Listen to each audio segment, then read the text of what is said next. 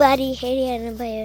रिचीको बोट सागबारी जाँदैछौँ होइन आलुबारी जाँदैछौँ आज चाहिँ हाम्रो आलु डे हो अन्त आलु भुज्नु गएको रोपेको थियो आलु गाइस हाम्रो बारी चाहिँ त्यहाँ उहाँ सागबारी छ यो घर भयो बाख्राको खोर सबैदेखि हाम्रो बारी हो यो यहाँ खेतमा देखाउ ल देखाउ यहाँ है यही खेतमा हेर्नुहोस् आलु अस्ति रोपेको आलु यत्रो यत्रो भएको छ यहाँ देखाउ यहाँ अन्डा अन्डा जस्तो देख्छ दामी फलेछ नि रातो आलु अर्को अनि आमाले पनि निकाल्नु भयो खोइ यहाँ त बाँदरले केही त खानै दिँदैन तर यो पालि चाहिँ अलिकति चाहिँ बाँचे त्यो त सानो रहेछ नि त्यो अलिक सानो रहेछ कस्तो ठुल्ठुलो मात्रै खन्नुपर्छ हो यो पनि सानै सानो सानै देख्दैछ त यो पनि सानो सानो निकाल्नु हुँदैन हो अन्त यहाँ हेरौँ काबु खै यता देखाउ ए उयो अरे आमाकोमा देखाउ त एकपल्ट भेटे ए आलु टिपेको यो रातो आलु रोपेको थियो नि त हामीले काबु ढाकिदेऊ न होइन आज चाहिँ आलु अब चाहिँ घरमै फल्छ आलु किन्नु पर्दैन आम्बो के ठुलो भेटे आमा हेर्नु है निकै ठुल्ठुलो फलेछ है काबु यसमा त निकै फलेछ आमा खोतल्नु न आमा त्यहाँ तपाईँ नि खोतल्नु त ए आमाले खोतलेको पनि निकै ठुलो छ यो त हरियो भएछ होइन त्यो सानो छ अलिक छोपिदिइराख्नु छ सानो जति यहाँ देखेको थिएँ मैले अलिकति यो त सानै रहेछ है यहाँ कता देखेको थियो निकै भयो आमा पुग्यो आजलाई अलिक पुग्दैन खोतल्नु त आलुको बोट देख्नु भएको छ कि छैन छैन भने यहाँ हेरिहाल्नुहोस् आलुको बोट अन्त आलु फलेको हाम्रोतिर चाहिँ आलुहरू पनि हुन्छ हो कस्तो दामी फलेछ रातो आलु के यो चाहिँ उसिनेर खानु अचारसित डल्ले खोर्सानीको अचारसित मिठो हुन्छ नि आमा घरको आलु हो नि त यो उखेलौ होस् हौ यो त अलिक ठुलो होस् ल घाम भेट्यो भने चाहिँ हरियो हुन्छ नि आमा आलु होस् सानो सानो छ त्यसमा सानैदेखि होस् चाहिँ छोपिदिनु साइड साइडको गरौँ त अब खन्दै खाँदै छैन लुका पनि खन त एउटा बोट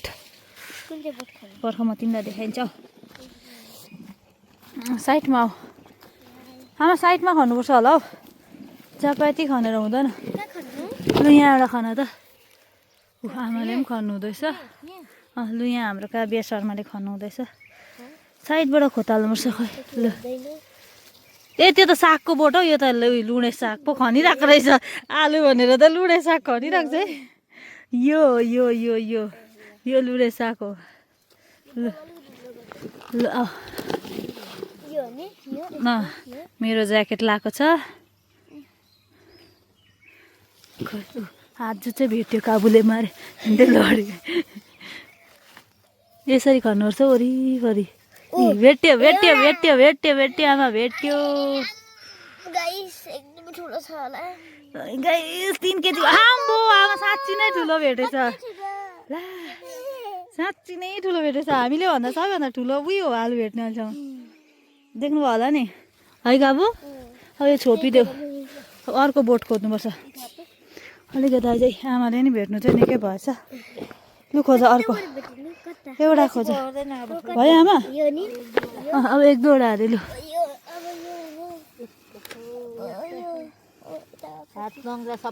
लुगा चाहिँ मैला बनाइदिए मेरो सबै माटो माटो बनाइसक्यो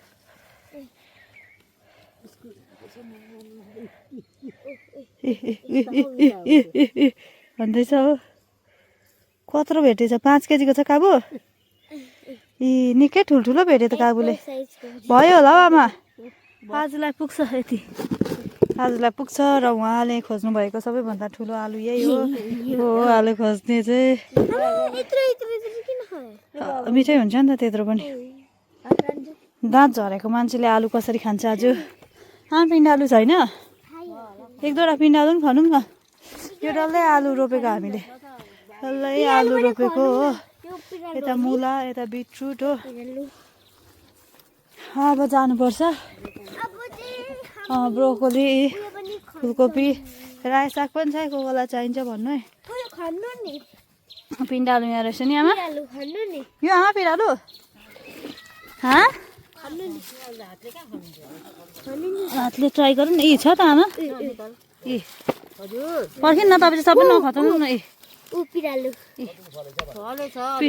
पिँडालु पनि भेट्यो त पिँडालु त्यसले दुख्दो रहेछ हातले बेसी खोता बोट चाहिँ नखाल्नु न फेरि बच्चाहरू बढ्छ नि त रोप्ने टाइम भयो सकेछ क्या यसको त नि यहाँ छ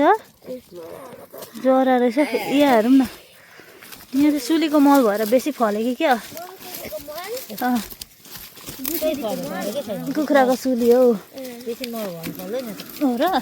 पानी नभेटेर होला नि ए सरी बच्चै छ त आमा यो अर्को वर्षसम्म यसलाई राख्नुपर्छ छोड्दिन मर काबुको एक एकवटा यहाँ भेट्यो त एउटा पिँडालु हो कि कच्चो हो यो फेरि अर्को पनि हुन्छ नि कोकाउने कच्चो पनि कोकाउँदैन कोकाउँछ त उसिनेर खाँदा त अन्त कोका कस्तो लाग्छ छैन रहेछ आमा नि पिँडालु त भिरमा रोप्यो भने मात्रै हुन्छ हौ नि होस् ल पुग्छ ल यो चाहिँ पिँडालु हो ल गाइस अब चाहिँ हामी उसिनेर खान्छौँ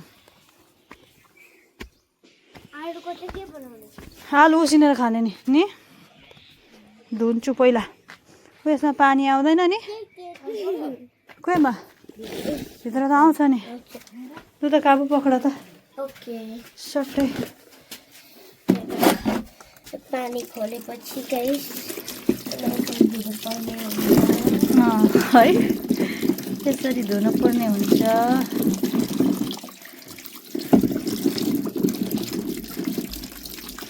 वाउ कस्तो मिठो कलरको हेर्नु न दामी कलर नि तिम्रै हो त्यो तिम्रै हो तिमीले उयो गरेको लु जाउँ होइन उयो पानी बन्द गर त भित्र धुनुपर्छ ल छोड पानी फ्याँकेर लैजाऊ न पर्ख न जाऊ त एउटा थाल लिएर आऊ त जाऊ त यहाँ चाहिँ हल्का पखालेर लाने अनि भित्र लगेर चाहिँ धुने यस्तो दामी कलरको आलु हेर्नु न घरमा फलेको भनेको अर्कै टेस्ट हुन्छ हौ केही नहाली फलेको गाईको मलमा फलेको हो नि त यो चाहिँ तर बाँदरले चाहिँ आजकल त केही त खानु दिँदैन बोक्रा पनि कस्तो मजाले उक्लेको सफा गरेर मात्रै हाल ल अन्त धुनुपर्छ ल भित्र लगेर एकपल्ट त्यो त तिम्रै हो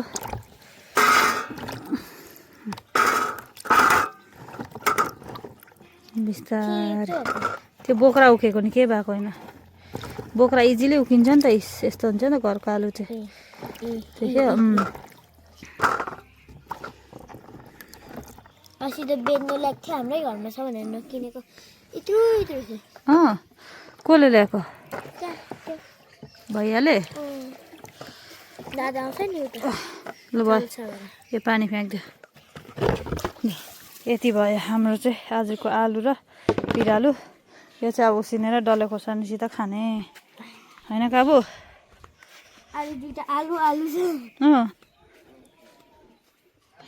आमा उसिने पनि होइन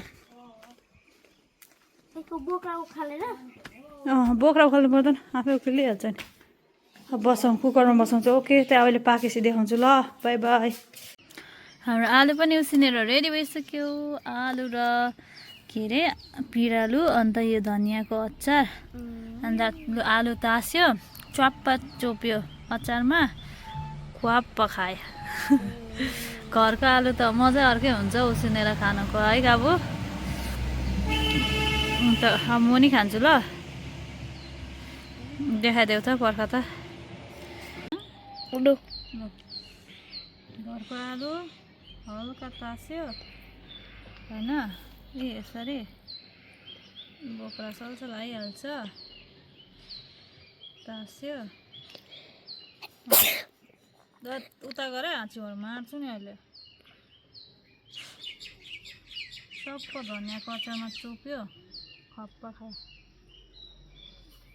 एकदम मिठो हुन्छ नि मलाई पुरा मनपर्छ आलुको सिजनमा यसरी खानु